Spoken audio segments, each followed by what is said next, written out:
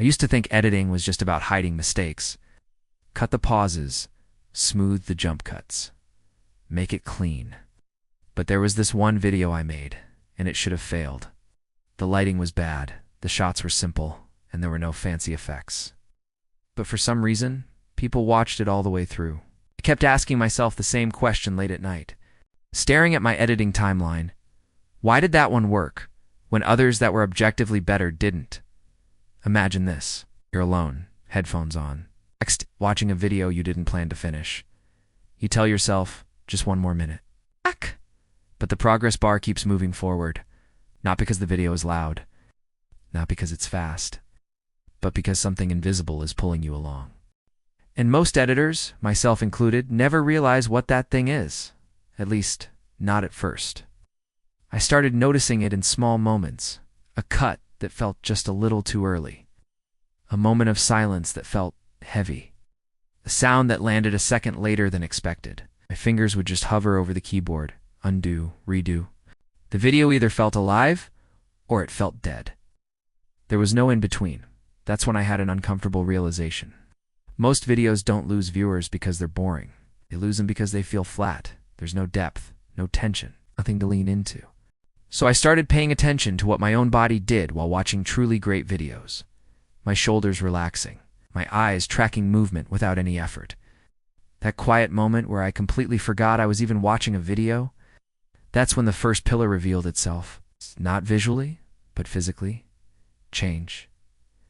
Every time the frame stayed still for too long, my mind would start to wander.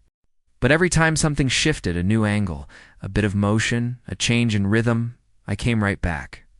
It wasn't about chaos or noise. It was just enough variation to whisper, "Stay with me." Then, of course, I took it too far. I added too much. Cuts everywhere, non-stop movement, visuals screaming for attention. And suddenly, I just felt tired watching it. That's when the second pillar showed up. Quietly. Clarity. I watched someone stop a video right when something important appeared on screen. Not because it was boring, but because they didn't know where to look. The human brain hates confusion even more than it hates boredom. So I started removing things instead of adding them. One highlight. One motion. One single idea per moment. The video stopped fighting with itself, but something was still missing. People were watching longer, but they weren't feeling more. That part came later. It was a late-night dark room. Audio turned low. I muted the video, and it just collapsed. There was no tension, no pull. It's just a series of images. The sound had been doing all the heavy lifting. I turned it back on. A low hum under a quiet moment. A soft rise in the music before a reveal. A sound that hit exactly when the thought landed in my head. The third pillar wasn't visual at all.